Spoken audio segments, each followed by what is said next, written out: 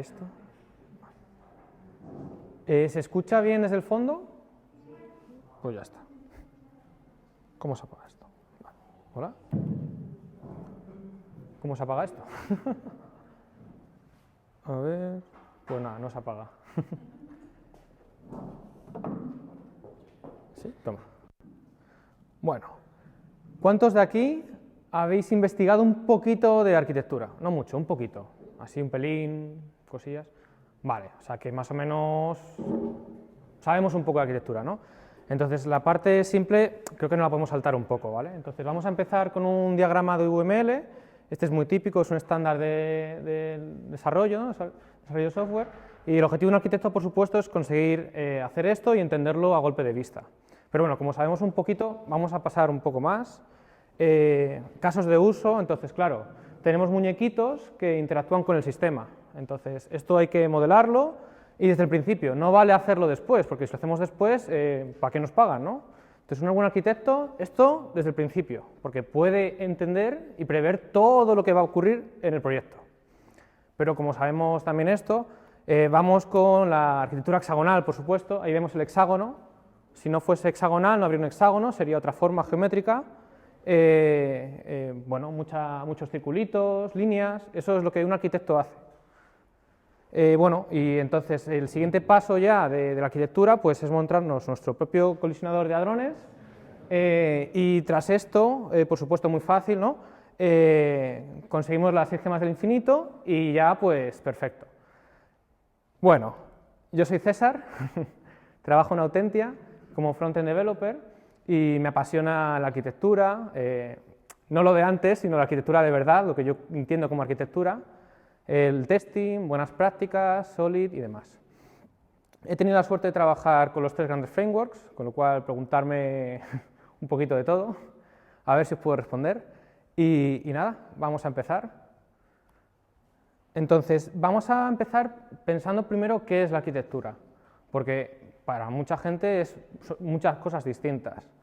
Para mí, la arquitectura es el conjunto de decisiones que son difíciles de cambiar. Y bueno, esto va muy de la mano con cuándo se toman esas decisiones difíciles de cambiar. Pues el mejor momento es cuanto más tarde mejor. Y claro, ¿por qué? Pues porque cuanto más tarde tomamos una decisión que es difícil de cambiar, más información y más contexto tenemos. Si lo tomamos al principio, ¿no? Como esos otros diagramas que hemos visto, seguramente no acierte con la realidad.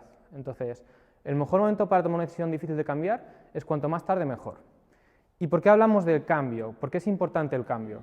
El cambio en software es muy, muy importante, porque si nosotros nos mandase a hacer un proyecto y ese nunca cambiase, pues no haría falta arquitectura, no haría falta testing, no haría falta buenas prácticas.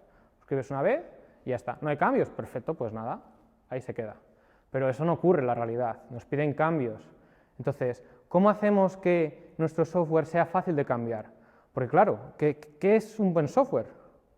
Pues para mí el buen software es aquel que es fácil de cambiar. Y ahora veremos cómo este conjunto de cosas que os voy a explicar, que son bastantes, nos ayudan a eso. Porque es donde realmente nosotros podemos aportar valor.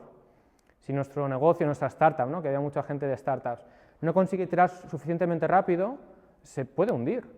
Entonces, ¿cómo iteramos rápido? Pues bueno, vamos a hablar de testing, de buenas prácticas, de arquitectura en general y bueno, todas las cosas que hacen que el software sea fácil de cambiar. Hay un error en la slide, es buen con así, porque claro, si no Rubén me echa del meetup, tiene que haber un cambio ahí, por supuesto. Entonces, muy bien, vale, queremos un software que sea fácil de cambiar, pero ¿cómo logramos esto? Bueno, para mí me ayuda mucho el testing. De hecho, se hablaba de que el legacy code es aquel código que no tiene test. Otra cosa que me ayuda mucho son las 4 reglas del diseño simple. Ahora las veremos un poco más adelante. Solid, los principios Solid, creo que son muy importantes. Tengo una charla de la Codemotion que habla un poco también de esto más en profundidad. Os recomiendo que le echéis un vistazo. Separación por capas. Esto nos afecta mucho ahora en el front, ¿no? Salen cada 2 por 3 frameworks nuevos. y de repente tenemos la necesidad de cambiar todo el proyecto. ¿Por qué? Es decir, ¿el negocio ha cambiado tanto? ¿Ha pasado de ser un banco a vender por zapatillas o lo que sea? ¿El negocio cambia tanto? No. Lo que cambia es aquello que cambia mucho, ¿no? La interfaz, la parte de cara al usuario. Y bueno, estamos en front, ¿no? Todo es de parte de cara al usuario, pero en el front cada vez es más complicado. Hay estado, hay gestión de roles y permisos, y hay muchas cosas que hasta ahora no teníamos que lidiar con ellas. Entonces, vamos a utilizar cosas que ya existen, que son muy antiguas, aquí no hay nada nuevo, que se han visto que funcionan. Y bueno, otro tema es la inyección de dependencias, que veremos cómo funciona con Vue, con una biblioteca. Bueno, entonces vamos a empezar con el testing. ¿Por qué el testing? ¿Esto qué me hace? ¿Qué me aporta? Pues me aporta confianza. Y para mí la confianza en el desarrollo es muy importante, porque si yo no tengo confianza en mi código, no puedo asegurar que cuando despliegue a producción no falle nada, o por lo menos intentar con la mayor fiabilidad posible que no me falle nada. Y el testing me ayuda mucho. Y bueno, no solamente esa confianza a la hora de desarrollar, sino también a la hora de refactorizar. Porque si no tenemos test y cambiamos código, no estamos refactorizando, estamos cambiando código. Porque refactorizar implica que lo que había antes funciona de la misma forma que tras el refactor. Y los test verifican eso, ¿no? Por lo menos con mayor fiabilidad. Y bueno, yo no suelo escribir comentarios en código, a lo mejor para una parte de un algoritmo complicado y demás, pero sin embargo todo mi código está documentado. ¿Cómo es posible? Bueno, yo hago test y los test vienen explícitamente lo que debe hacer el código.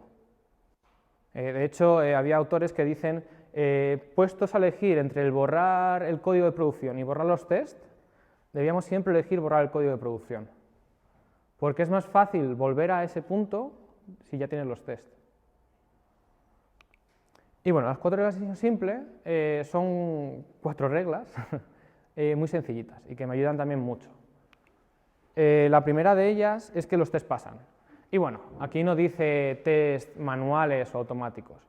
Aquí lo que se refiere es que el código está haciendo lo que debería hacer. Ahora bien, si tenemos test automáticos, pues será mucho más fácil validar esto. La siguiente es que revela intención. Bueno, vale, hace lo que tiene que hacer, pero ¿es legible? ¿Es mantenible? Pues si la respuesta es no, es que rompe esta regla y deberíamos intentar que revele esa intención. ¿Cómo lo hacemos? Pues con buenos nombres de variables, buenos nombres de clases, de directorios, etcétera, etcétera. Y bueno, puestos ya llegados a este punto, deberíamos intentar que no contenga duplicación. Este es un principio, se llama DRY, Don't Repeat Yourself. Y quiero que quede claro que este principio no habla tanto de código, sino de conceptos. Un concepto duplicado en el código es muy peligroso, porque si ese concepto cambia, vamos a tener que ir por todo el código que esté duplicado y hacer ese cambio. Y seguramente se nos olvide en algún momento, en alguna parte. Entonces tendremos un bug. Y la última regla es que tiene que tener el tamaño necesario. Claro, está bien que los test pasen, revele intención, no contengan duplicación, pero si es en gigantesco y sumamente complejo, tiene muchas piezas, pues va a ser difícil de mantener. De hecho, he preparado código, que luego lo veremos, y totalmente rompe esta regla. Pero quería que vieses una arquitectura que puede encajar con un proyecto ya grande. Bueno, separación por capas. Esta parte creo que es sumamente importante y es justo la que en front muchas veces no lo hacemos. Entonces, quiero que esta parte quede súper clara. En nuestra aplicación tenemos un dominio, es decir, nuestra aplicación va de bancos, pues tendremos una cuenta bancaria, un concepto de usuario, transacciones, y eso debe quedar reflejado en nuestro dominio. Yo el dominio lo hago como un directorio, y ahí pues suelo meter pues, estas cosas que hablando con negocio pues surgen. Pues si negocio me dice que una cuenta bancaria cuando hace una transacción tiene que tener mayor más de 0, por ejemplo, ¿no? Si no, no puedes hacer una transacción. Pues eso intento que quede reflejado en el dominio. Y esta parte no tiene frameworks. Aquí no metemos Vue, ni Angular, ni React, ni ningún otro framework. Esta parte es pura. Y es la parte céntrica, ¿vale? Ahora veremos otras capas por encima, y la idea es que las capas de dentro no pueden interactuar con las capas de fuera. ¿Por qué? Bueno, porque las capas de fuera suelen ser más inestables, y desde una capa concéntrica como es el dominio, no queremos depender de cosas que no sean estables, porque si esas cosas que no son estables cambian, y van a cambiar a menudo, entonces nos va a obligar a cambiar el dominio. La siguiente capa es la application.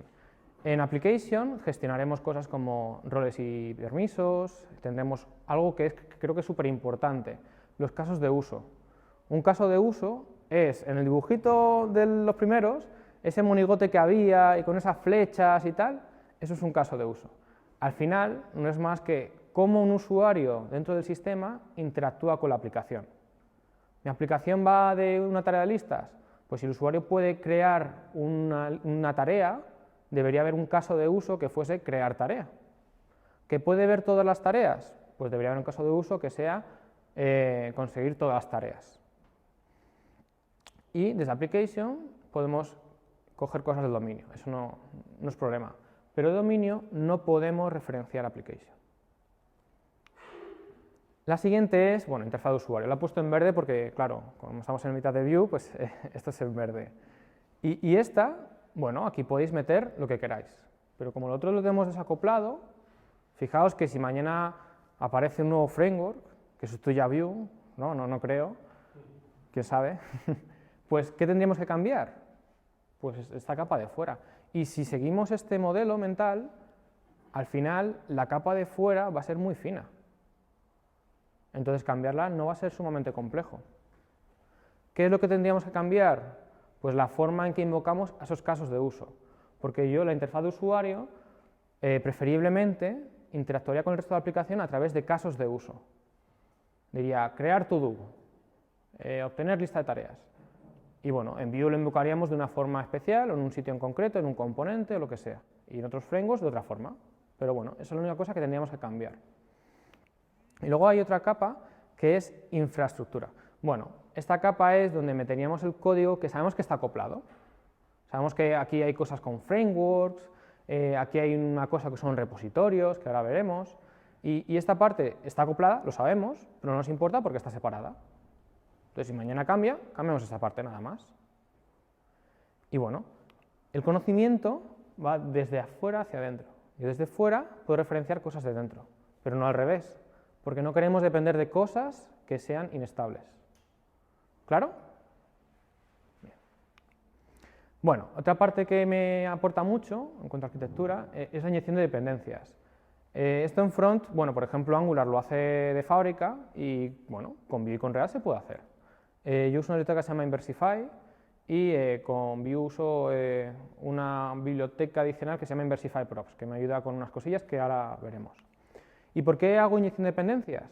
Porque esto facilita mucho el testing. O sea, mucha gente cuando a la hora de hacer test no los llega a hacer del todo o al final como que busca excusas para no hacerlos porque cuesta mucho hacerlos. Vale, ¿por qué un test cuesta mucho hacerlo? Porque a lo mejor el software no está diseñado para que sea fácil testeable. Pero ya veréis que si hacemos inyección de dependencias y, bueno, inversión de control, mejor dicho, lo que haremos es que sea mucho más fácil de testear. Ya veremos un par de tests y ya veréis que son muy sencillos de hacer. Y luego me aporta mucha flexibilidad. Esto también veremos cómo lo hacemos. Si las dependencias no las tengo hardcodeadas, es decir, que me vienen de algún lugar mágico, eso quiere decir que las puedo cambiar como yo quiera y cuando quiera. Y esto lo veremos también en un ejemplo. Y bueno, esto implica mayor desacoplamiento. Si yo en los componentes pues hago fetch, si mañana me voy a GraphQL u otra solución, pues tengo que cambiar los componentes, ¿no?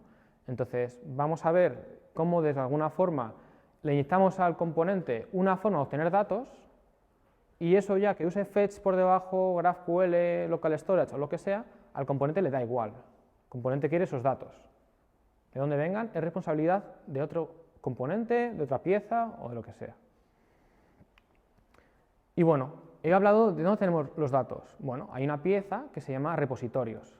Esta pieza, la que se encarga es de dónde vienen los datos, se preocupa de eso, de interactuar con los datos, con las entidades, pues se encarga de crearlas, se puede encargar de actualizarlas, borrarlas, etc. Lo típico que hacemos es pues, hacer llamadas al back, ¿no? Con HTTP. Pues bueno, podríamos tener un repositorio HTTP para los usuarios, por ejemplo. Y esa pieza, vale, está acoplada con el back. Pero lo que vamos a ver es intentar ir más allá. Bueno, vale, yo tengo este repositorio que pide cosas al back, pero ¿qué está pidiendo los usuarios? Bueno, pues yo me voy a crear una interfaz, ¿no? Y esa interfaz va a definir, pues oye, yo puedo tener usuarios, puedo actualizar uno, puedo crear un usuario. Y luego puedo tener varias implementaciones. Una de ellas será HTTP. Pero puedo tener otras. Puedo tener otra que, por ejemplo, sea local storage. Puedo tener otra que sea GraphQL repository. Incluso puedo dar el cambiazo. Puedo hacer que la primera petición se haga al HTTP repository, que luego cambie al local storage. Y los componentes les da igual. Ellos piden datos, ellos piden crear un usuario, actualizar un usuario y obtener usuarios. Entonces, esta pieza creo que es importante y nos ayuda a gestionar esto. Incluso a mí muchas veces me ha pasado que el back todavía no estaba, entonces me he creado un fake repository de algo. Ahí he acordado con el back que me iban a devolver, lo he modelado y demás, y cuando ya hemos terminado, pues venga, pues yo cambio al HTTP repository, doy el cambiazo y borro el otro. Bueno, y he hablado de interfaces, yo uso TypeScript, pero en JavaScript podemos hacer interfaces. No son explícitas, son bastante implícitas, y la forma de hacerlas explícitas es haciendo un test. Entonces, si tú en un test defines que una clase tiene que tener el método no sé qué, pues estás haciendo que con un test explicites que esa clase cumple la interfaz de repositorio de usuarios, por ejemplo. Pero si no hacemos test, en este caso, si la clase tiene crear usuario, no sabemos si es porque cumple la interfaz de repositorio de usuarios o es coincidencia. Bueno, esto está muy bien, César, pero ¿cómo implementamos esto? Vamos a ver. Al final hay código, ¿no?, por detrás. Esto son conceptos, pero lo tenemos que trasladar al código. A ver, esto no es tan importante como entender los conceptos que hemos visto hasta ahora. Con estos conceptos, si los tenemos en la cabeza, ahora el cómo lo hagamos va a dar un poco igual. Es decir, ¿que preferimos clases en vez de funciones? Pues bueno, clases. ¿Que preferimos programación orientada a objetos en vez de funcional? Pues programación orientada a objetos. No importa. Al final son los conceptos los que prevalecen. Pero bueno, yo os voy a enseñar cómo lo he implementado yo. Yo he usado TypeScript, he usado Testing, Jest y bueno, Inversify, que es esta biblioteca que me hace la inyección de dependencias. Pero bueno, antes de meternos en esto, vamos a ver cómo estructuramos el proyecto. Claro, os he hablado de capas, pero ¿eso en qué se traduce? Bueno, a mí me gusta que las capas sean directorios, y así lo tengo súper claro. Porque lo podría poner todo en un mismo directorio, y a ver, si el concepto está detrás, pues no pasaría nada. Pero me tengo que acordar que desde este fichero no puedo importar cosas desde otro fichero. Entonces yo, para acordarme, pues creo directorios. ¿Que el proyecto crece mucho y hay muchos módulos? Pues lo convierto así. Creo features y dentro tengo la feature A, que tiene su propio dominio, su propia aplicación, UI, infraestructura. Feature B, etcétera, etcétera. Si hay, por ejemplo, piezas comunes, lo saco a una carpeta de core, por ejemplo. Bueno, ¿cómo hacemos inyección de dependencias en Vue? Y aquí es donde me voy a sentar un poquito para enseñaros código. Bueno, pues yo uso Inversify Props, lo he mencionado, y al final lo que tenemos es... Yo defino en mis clases, ¿no? Esta es la parte de dominio, aquí no hay nada de Vue, que son inyectables. Las marco así. Y luego, por ejemplo, este InManager, este to-do repository, lo he marcado que lo inyecto. Entonces, aquello que sea inyectable, pues se puede inyectar. Ahora, hay que decirle, en este caso, qué quieres inyectar, ¿vale? Y esta es la otra parte con Inversify. Hay que definir unos types, ¿vale? Que normalmente se hace, pues, puede ser un objeto de clave valor, valores y strings, aunque recomiendan usar symbol. Bueno, symbol es una cosa de JavaScript que bueno, tiene unas propiedades distintas a los strings. Pero bueno, es un objeto, nada más. Bien, y ahora, claro, yo defino que algo es inyectable, algo se inyecta y los tipos. Y tengo que definir en algún sitio que cuando me pidan un tipo en concreto, quiero inyectar una cosa en concreta. Por ejemplo, aquí, bueno, la aplicación que luego veremos es una lista de tareas, muy sencillita. Pero lo que quiero que veáis aquí es que yo tengo un repositorio, un to-do repositorio. Yo no sé de dónde me vienen los to-dos, sé que me vienen, y lo defino aquí con una interfaz. Si os dais cuenta, esto es una interfaz, aquí no tiene nada de código. Puedo encontrar todos los to-dos, actualizar uno, crear un to-do. Claro, ¿cómo sabe Inversify que cuando le pido me tiene que inyectar aquí pues algo de verdad, no la interfaz? Pues bueno, hay un fichero que se suele llamar container, donde aquí definimos esa relación. En este caso, mirad, por ejemplo, tengo aquí, bueno, aquí voy a poner el repositorio. Aquí le digo, oye, cada vez que alguien en algún lugar me pida un to-do repository, yo lo que te voy a dar es un in-memory repository. Y este va a ser simplemente memoria, no va a guardar en ningún lado. Y este in-memory repository cumple la interfaz de to-do repository, con lo cual me va a poder devolver todos, crear un to-do o actualizar uno. Y luego, en los componentes, yo lo que inyecto son los casos de uso. Por ejemplo, aquí se inyectan de esta forma. Esto es gracias a la biblioteca de Inversify Props. Entonces le digo, oye, este componente va a poder crear to-dos. Entonces le vas a inyectar el comando de crear to-dos. Este, que lo hemos llamado comando, luego es un caso de uso, ¿vale? Es una forma que tiene de interactuar la aplicación o el usuario con la aplicación. Entonces, aquí en el click, pues invoco el create to-do. Entonces aquí llamo un método llamado execute y le paso el texto, ¿vale? Y ya por debajo, de alguna forma, se creará ese to-do. Pero el componente no sabe, no tiene ni idea. Y es bueno que no tenga ni idea.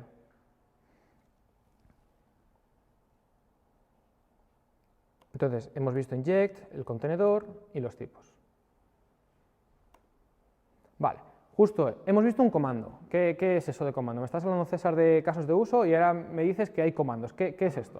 Bueno, hay un patrón que se llama Command Query Responsibility Segregation, que es un nombre súper mega ultra complejo y que luego realmente no tiene mucho. Y yo explicaré cuál es la idea detrás de este patrón. Y bueno, tenemos dos piezas, los comandos que de alguna forma actualizan el sistema. Entonces hacen a lo mejor llamadas destructivas, un delete, hacen llamadas de crear algo, un patch, un put, actualizan el sistema. Y luego tenemos las queries.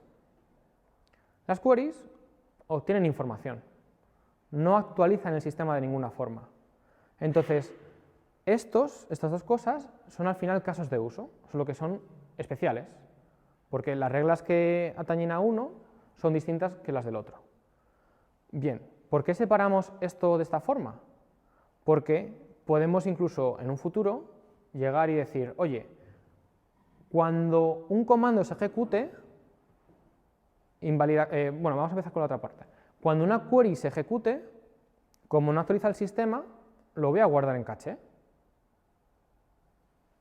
Y como todos mis casos de uso o son queries o comandos, pues ya lo tengo para todos, con muy poquito código. Y luego, claro, los comandos actualizan el sistema. Entonces puedo decir, oye, cuando se ejecuta algún comando, vas a invalidar la caché, para que luego las queries se refresquen y ya tengan los datos nuevos. Entonces, commands y queries. Y ambos son casos de uso.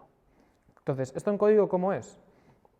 Pues bueno, vamos a ir al use case. Aquí lo que defino es read-only. Esto me va a decir si, oye, esto es un comando o un query. ¿Esto actualiza el sistema o no? Aquí tengo una cosa un poco rara, ¿no?, que se llama internal execute. Claro, nosotros en el componente, si os acordáis, hemos llamado el execute. Pero aquí tengo este internal execute y ahora veremos por qué. Pero bueno, los comandos al final reciben un parámetro y te devuelven un resultado. En el caso de los comandos, el resultado no va a haber resultado, va a ser vacío. Entonces, aquí yo, desde los componentes, entro por aquí. Le digo, ejecútate comando, ejecútate query, y entra en este punto. Y aquí le digo en Versify, oye, dame una cosa que se llama el runner, que ahora no sabemos lo que es, pero ahora lo veremos más adelante. Y te va a pasar el caso de uso y te va a pasar el parámetro. Y luego te devuelve el resultado. Bien, esta parte la vemos un poquito más adelante. Entonces, ¿cómo son las queries? Pues es una clase, es una especialización de caso de uso y, en este caso, es read-only. Normalmente debemos favorecer la composición antes que la herencia, y sobre todo la herencia hay que tener cuidado, sobre todo cuando tenemos jerarquías, más de una anidación. Tiene que estar muy justificado. En este caso yo creo que sí que lo está. ¿Y qué son los comandos? Pues una clase abstracta y el read-only es false. Con lo cual, y heredan de caso de uso, porque son un caso de uso, son una especialización de caso de uso. Con lo cual, el caso de uso, nos acordamos que pues tiene el internal execute, el execute, y esto es abstracto, con lo cual esto quiere decir que los hijos, los que hereden esta clase, tienen que sí o sí implementar este método. En caso de que usemos TypeScript, se quejará, no compilará, ¿no? En caso de que usemos JavaScript, tenemos que tener un test, definirlo, y en ese caso el test, si no lo implementa, no pasará el test. Vale. Y luego al final, volvamos al create_to_do. Este extiende el comando. ¿Por qué? Porque este actualiza el sistema, este crea un nuevo to_do. Entonces tiene el método internal execute. Entonces, todos mis casos de uso tienen la misma pinta. ¿Por qué quiero que todos mis casos de uso tengan la misma pinta? Bueno, eso lo veremos ahora en lo siguiente. Entonces, aquí, por ejemplo, en el caso de uso, pues puedo importar el repositorio, ¿no? Estamos en la capa de aplicación y el to_do repository lo he definido en el dominio. El State Manager, bueno, estamos en la capa de aplicación y como es estado, pues lo estoy importando desde Application. Y bueno, este simplemente lo que hace es coge del estado los to-dos, busca el último ID disponible y le suma 1. Y luego le dice al repositorio, oye, créalo. Y le dice al estado, oye, que méteme este nuevo, porque quiero que recargues la vista, porque hay nuevos to-dos. Vale, pues ya sabemos CQRS. Y ahora, esto me parece brutal. Esto se llama cadena de responsabilidad. Y esto, el haber hecho nuestros casos de uso que tengan la misma pinta, podemos pasarlo por una cadena. Entonces, esa cadena lo que va a hacer es coger un caso de uso y como sabe que el caso de uso implementa o tiene el método internal execute, pues va a poder hacer cosas como, por ejemplo, loguear cada vez que se ejecute un caso de uso, guardarlo, por ejemplo, en caché, si tuvimos una caché distinta, gestionar a lo mejor temas de seguridad, incluso. Entonces, ¿qué partes forman una cadena? Pues los links, ¿no? Estos son los eslabones. Y ahora lo veremos en código, no os preocupéis. Entonces, está bien siempre en una cadena de responsabilidad definir un link vacío. Es decir, como la cadena va a ser una serie de eslabones y un eslabón va a apuntar al siguiente y el siguiente eslabón va a apuntar al siguiente, está bien tener uno que no haga nada. ¿Por qué? Pues para ponerlo al final. y así no tenemos error. Otra opción también es, imaginamos que tenemos una cadena de responsabilidad donde nuestro caso de uso va pasando por los distintos eslabones. Hace un log del caso de uso, lo intenta guardar en caché, lo ejecuta, o incluso antes podemos tener que compruebe los permisos. Si ve que comprueba los permisos y no es válido, el usuario no está autenticado, no tiene nada, lo que puede hacer ese eslabón, ¿no?, que gestiona esa parte de la lógica, es romper la cadena. Y no continúa. Entonces, no hace el log, no hace la ejecución, y fijaos qué fácil. No tendríamos que hacerlo a nivel de cada caso de uso, lo podemos hacer a nivel global. Y una cosa también muy interesante de la cadena es que la podemos reordenar como queramos. Podemos decir, oye, primero ejecútame el eslabón de loguear, luego el de caché, o luego incluso antes me haces que me muestre un spinner, ¿no? Tengo un eslabón de mostrar spinner, por ejemplo. Y lo podemos incluso hacer en runtime. Podemos crear esa cadena de forma dinámica y según nuestras necesidades. Entonces, yo, por ejemplo, he hecho un executor link, que este es el que se va a encargar de ejecutar el caso de uso, un logger link. Todos mis casos de uso pues, loguean cierta información, el nombre del comando, de la query, los parámetros, el resultado. Y luego tengo un runner, ¿vale? Este runner es lo que habíamos pedido, si os acordáis, en el caso de uso. ¿Este runner qué va a hacer? Pues es esa cadena. Va a crear la cadena y va a decir, oye, ejecútate caso de uso. Entonces, el caso de uso va a ir por los distintos eslabones haciendo no sé qué cosas. Entonces, ¿qué pinta tiene esto? Bueno, pues vamos al comando, caso de uso. Entonces, aquí tengo el runner. Y el runner es muy sencillito. Aquí recibo un executor link y un logger link.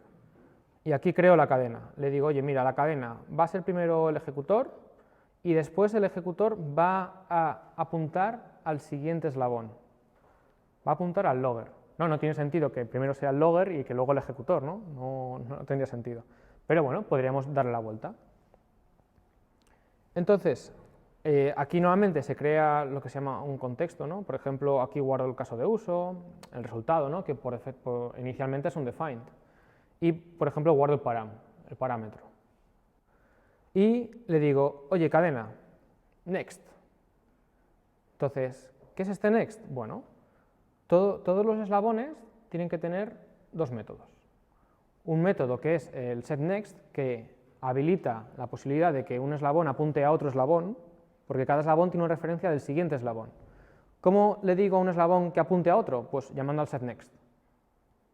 Y luego tiene un método que se llama next. Y el next lo que va a hacer es que vaya al siguiente eslabón. Entonces, en todos los eslabones tenemos que invocar el next, si no, no continúa la cadena. Vamos a ver, por ejemplo, el executor, que bueno, aquí lo que hace es, como todos mis casos de uso tienen el internal execute, pues yo lo invoco.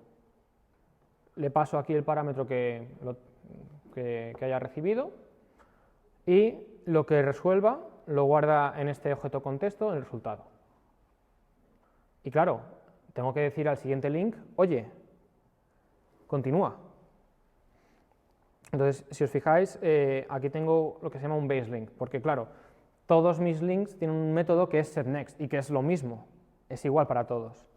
Entonces, en este base link, pues lo que tengo es justo eso, una forma de setear el siguiente link, ¿vale? Aquí lo tengo guardado, por defecto es el vacío, por si falla, pues que no haga nada, porque este por debajo es súper complejo, este no hace nada. Y el setNext pues guarda el siguiente link y el next es el que tienen que cumplir los otros eslabones. Aquí hemos visto el executor que hace esto y luego tenemos el logger. El logger link, pues mira, hacemos un logger.group, un logger.log. Claro, yo aquí no estoy usando console.log. Lo que estoy usando es un logger. Yo no sé dónde voy a logar cosas. No es responsabilidad de este logger link, que bueno, podría saberlo, ¿no? Pero si no lo hacemos así, va a ser un poquito más difícil de testear. Y bueno, en el caso a lo mejor de mañana, en vez de logar por consola, tengo un servidor que gestiona errores, pues mi logger a lo mejor lo que puedo hacer es llamar a ese API de errores para que queden registrados en el back. Pero claro, esto no es responsabilidad de este. Este se encarga de logar cierta información del comando o de la query. Pues pinta el nombre, los parámetros, el resultado, ¿no? Porque ya lo tengo en el contexto. Y, por supuesto, siempre llamo al siguiente, porque si no, la cadena se pararía.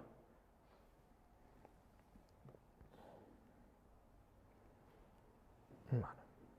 Entonces, claro, veis aquí un poco el caso de uso, coge el runner, y el caso de uso es el que tiene el método execute. En los componentes no llamamos al método internal execute, podríamos hacerlo, pero queremos que todos los casos de uso se ejecuten con este logger link, con este executor link y demás. Queremos tratarlos por igual. Entonces, lo que llaman los componentes, o incluso otras piezas que podrían llamar a casos de uso, llaman al execute. Esa es la regla.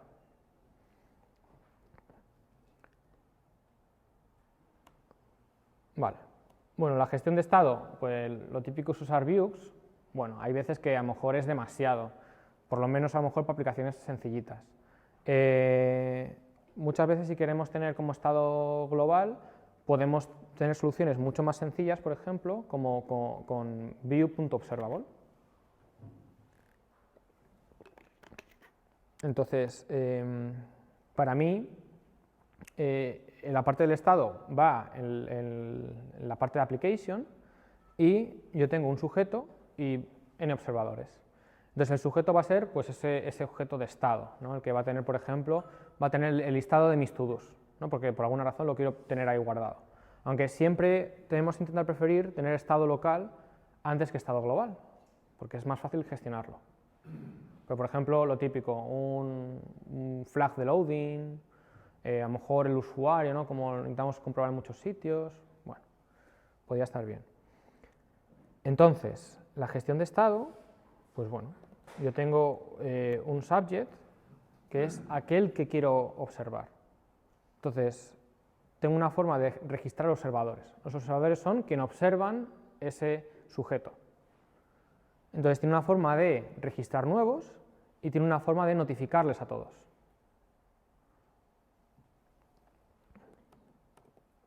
¿El observer qué tiene? Pues una función notify. Entonces, cuando el sujeto cambie, como tiene una referencia a todos los observadores, y todos los observadores tienen el método notify, cuando el sujeto cambie, pues va a notificar a los observadores. Y así los observadores y el sujeto están sincronizados. Entonces, justo es lo que quería para mi estado. No, a lo mejor no quería usar Vux, ¿no? Porque a veces no hace falta. Y bueno, Vux, si lo metemos en la parte de application, estamos un poco acoplando, ¿no? Ahí el estado de Vue un poco, que, a ver, Vue se supone que es aparte, ¿no? Pero, ostras, está ahí íntimamente relacionado con Vue. Entonces, yo lo que tengo es un estado, que lo he hecho como una clase, no tiene más, y luego tengo un gestor de ese estado. Entonces, aquí no hay nada, esto no hay ninguna implementación. Aquí esto todo son interfaces, aquí no hay nada, aquí, ¿dónde está la chicha? Bueno, hay chicha, pero no quiero que esto quede reflejado en mi application, porque no quiero tener nada de referencia de Vue en mi application, porque si mañana me cambio otro framework, no quiero tener que cambiar mi carpeta de application, mi capa de application. Entonces, lo que tengo es una interfaz. Entonces, en los otros sitios donde quiero editar el estado, inyecto esta interfaz. No me importa dónde esté el estado, no me importa que esté hecho con Vux, con Redux, con RxJS, me da igual. Sé que tengo estado y quiero interactuar con ese estado, pero no sé qué pinta tiene o cómo está por debajo. Solo que en un sitio tengo el Vue State Manager y este está en la capa de infraestructura, porque esto, bueno, yo sé que está acoplado, pero está separado. Entonces, aquí uso el Vue observable, le paso el new state y esto ya es reactivo. Entonces, esto ya, mis componentes, cuando este estado cambie, se renderizan. No necesito Vux, habéis visto que este caso es sencillito. Entonces, tengo una forma de actualizarlo, Y cada vez que muto esto, como este es un sujeto, al fin y al cabo, le digo, oye, notifícame a todos los observadores si tienes alguno. Entonces, tiene aquí un array de observadores y por cada uno le dice, oye, notifícate, o te he notificado. Entonces ya, por ejemplo, si tuviese código que no son componentes de Vue, que están separados, que es una clase, una función, lo que sea, que tiene que enterarse cuando cambia el estado, puede observar ese estado. Y bueno, la forma de registrar es recibe un observador y lo guarda en esta referencia de observadores. Y ahora, como uso ViewObservable, pues los componentes, pues ya, eso ya se enteran de cuando hay cambios.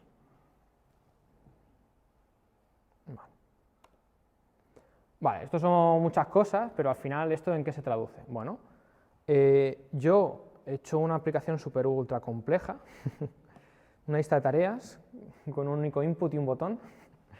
Fijaos, ¿qué de piezas, qué de cosas para montar esta mandanga? ¿No? ¿Qué me estás contando? A ver, obviamente estas son demasiadas cosas para una aplicación tan sencilla. Estamos rompiendo la cuarta regla de las 4 reglas del signo simple. Esto no tiene el tamaño justo, o sea, esto son muchas cosas, pero quería que vieseis cómo puede cuadrar esto en una aplicación grande, que puede cuadrar.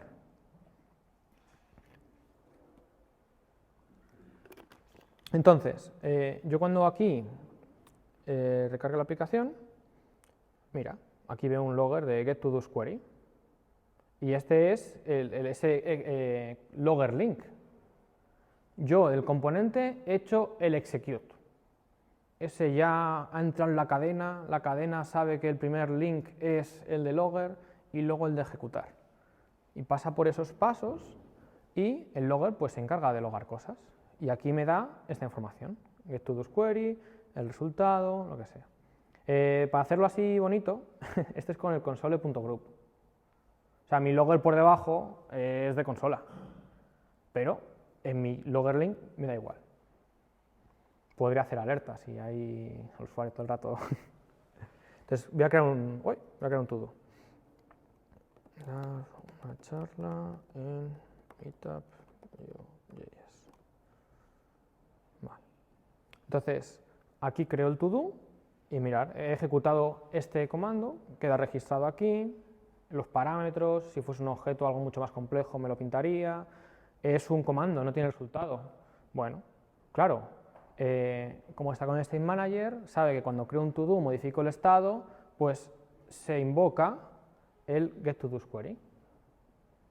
Entonces aquí tengo los parámetros, pues un resultado. Pues mira, aquí tengo el ID, el completado y el false. ¿Bien? Y por ejemplo, completado, ¿no? Entonces lo completo y automáticamente se llama el getToDoQuery, resultado, demás.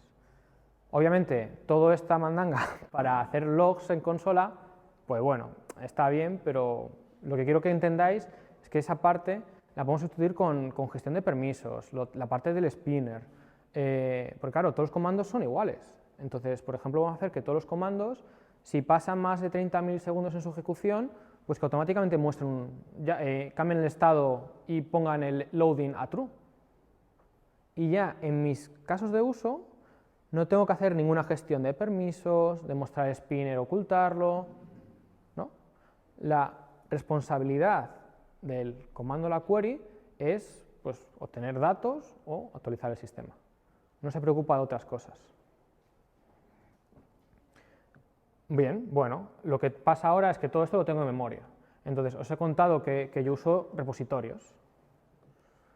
¿Para qué todo el tema de repositorios? Pues bueno, os he enseñado aquí que yo tengo una forma de encontrar todos, actualizar uno, crearlo. ¿Bien? Entonces, yo tengo el in-memory repository. Este es un mapa, ¿vale? Un mapa de JavaScript. Entonces, aquí tengo una forma de actualizar ese mapa, crear un nuevo registro en el mapa y pues obtener todos los valores de ese mapa. Entonces, la idea es que como esto está un poco acoplado, ¿no? Pues esto va en la parte de infraestructura. y está bien que esté ahí. Y la parte del to-do repository es una cosa muy curiosa, porque aunque todos los to-do repository que estuviesen implementados en la infraestructura, el to-do repository está en dominio, está aquí. El dominio define cómo se interactúa con los repositorios. ¿Dónde se implementa eso? Es la parte de infraestructura. ¿Por qué lo hacemos así? Porque podemos hacer cosas muy locas, como en el contenedor, donde he definido que usa el in-memory repository. Ahora llego aquí y le digo que usa el local repository. Y este es un to-do repository, implementa esa interfaz, con lo cual tiene el método findAll, tiene el método create, tiene el método update, pero este lo hace distinto, este lo guarda en local storage. Y habéis visto que lo he cambiado en el contenedor. He cambiado, en vez de poner el in-memory, he puesto el in-local. Y no he cambiado nada más. Entonces, si me voy a la aplicación, recargo,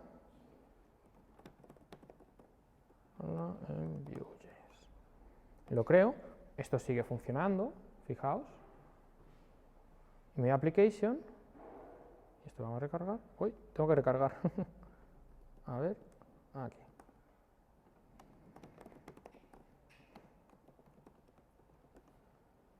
¿Vale? No he cambiado nada de código de los comandos no saben dónde se guardan las cosas. En algún sitio, en ese contenedor, he definido que cuando quiero que guarde cosas, pues en vez de en un sitio lo haga en otro. Y no cambio nada más. ¿Que mañana me voy a un API REST? Pues creo un nuevo repositorio. ¿Que quiero hacer el cambiazo en runtime? Puedo hacerlo. ¿Vale?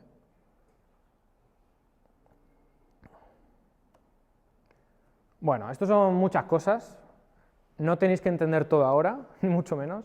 Al final lo que importa creo que son los conceptos.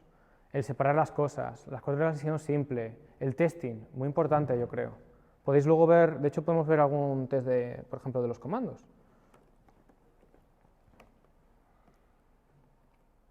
Este es un test del comando. Llamo al internal execute porque en el comando no me interesa llamar a la cadena. En el test del comando me interesa llamar a lo que tiene implementado, al internal execute. Y aquí, ¿qué tiene que hacer el comando? Pues en este caso, pues guardar en el estado pues en los nuevos todos. Y este es el test así de sencillo.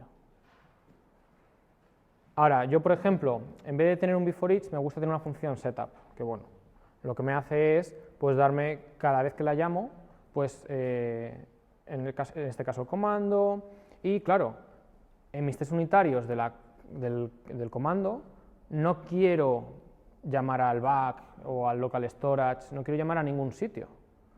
Los tests de llamar a algún sitio estarán en otra parte. Mi comando únicamente, el test, debería preocuparse de que se llama a ese state manager, de que se llama en este caso, el repositorio, pero el repositorio ya tendrá sus propios tests, lo demás. Entonces yo aquí moqueo incluso la interfaz. Esto en JavaScript no existiría, sería mock y ya está, pero mi intención es moquear la interfaz. Y lo único que me interesa es, oye, cuando me llames al state manager, .state, déjame un array de to-dos vacío, ¿vale? Lo voy a falsear ahí, porque no me interesa llamar al de verdad. Y luego, bueno, yo uso una biblioteca que se llama tsmoquito, que es que la verdad para, si eso es inyección de dependencia, mejor dicho, inversión de control, es decir, no, esto, o sea, si yo quitase esto de inject, ¿vale? Estaréis usando inversión de control, es decir, mis dependencias no las estoy importando y usando, me vienen por el constructor, eso se llama inversión de control. La inyección de dependencias es que, en vez de yo en algún sitio hacer el new de esta clase y pasarle yo automáticamente estas instancias, eso ya se encarga el framework. Entonces, si hacemos inversión de control, los tests son muy sencillos, porque en vez de pasarlo algo de verdad, le paso algo falso. Le digo, oye, mira, cuando te crees, te voy a pasar un state manager, pero este va a ser falso. El to-do repository, pues mira, este también es falso. Lo único que te voy a decir es que cuando llames al state, pues para que no me falle el test, oye, devuelve un array vacío. O incluso le puedo decir, oye, venga, en este test quiero que me añadas uno, porque el test quiero comprobar que se añade un nuevo elemento. ¿Vale? Entonces, la parte de los tests, vemos que siguiendo esta separación por capas, inversión de control, nos facilita mucho la vida. Y al final los tests, es que esto no es complicado. Y os aseguro que la mayor parte de los tests, si tenemos un sistema montado así, tienen esta pinta. Y fijaos que aquí explican lo que hace. O sea, yo muchas veces cuando tengo que leer código no me veo el código real, me veo los tests, porque ya sé qué tiene que hacer, o qué intenta hacer, ¿no? Si está mal, pues cambio el nombre del test y lo refactorizo. Entonces, bueno, al final lo que quiero decir de todo esto son muchas cosas. Creo que la parte importante es que entendamos los conceptos. Entonces creo que esos, si os acordáis los conceptos y los tenéis interiorizados, es lo que podéis sacar más partido. El cómo esté hecho da un poco igual.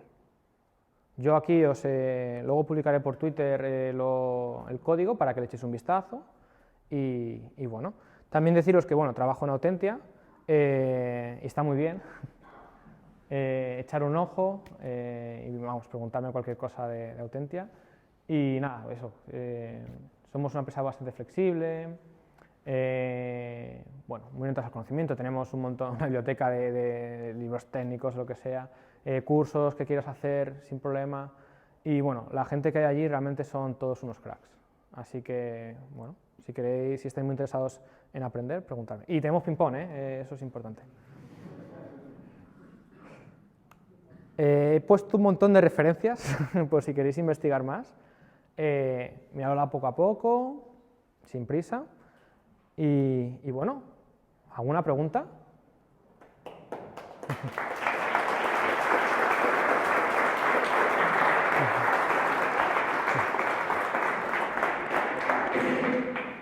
Vale, pues hacemos una mini ronda de preguntas.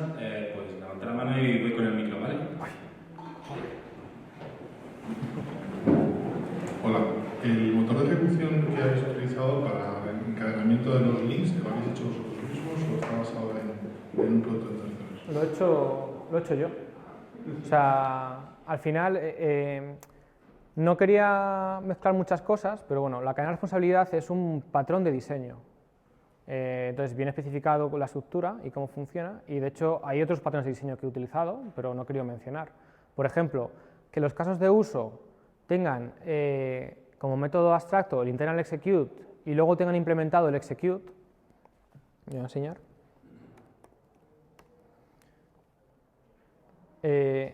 Esto se conoce como el patrón plantilla, ¿vale? Entonces, y bueno, luego seguramente me deje algún otro, pero vamos, he puesto un link a Refactoring Guru, que es una página de patrones de diseño, y ahí está también la cadena de responsabilidad, de cómo funciona y cuál es la idea. Y bueno, por ejemplo, esto que hemos hecho el cambiazo, esto se llama polimorfismo. Entonces, que nada es nuevo, o sea, es decir, todas estas cosas ya existen y bueno, que sepáis que podéis investigarlas aparte. Nada.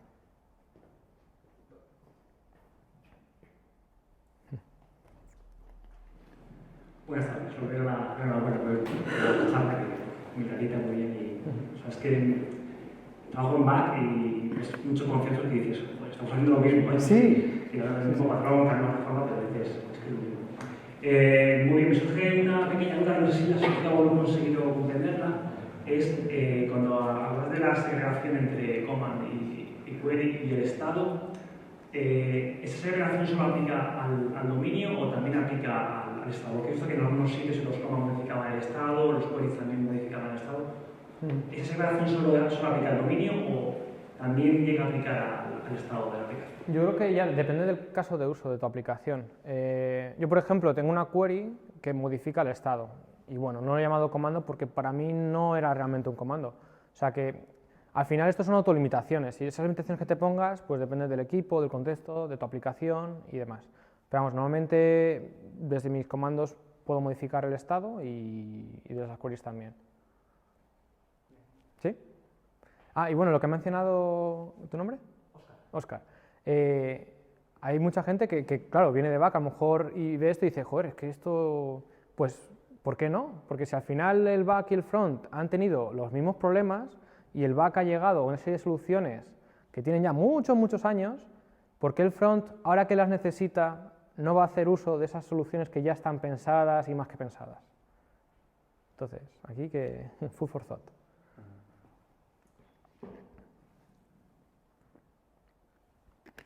¿No? 3, 2, 1. Pues nada, pues muchas gracias.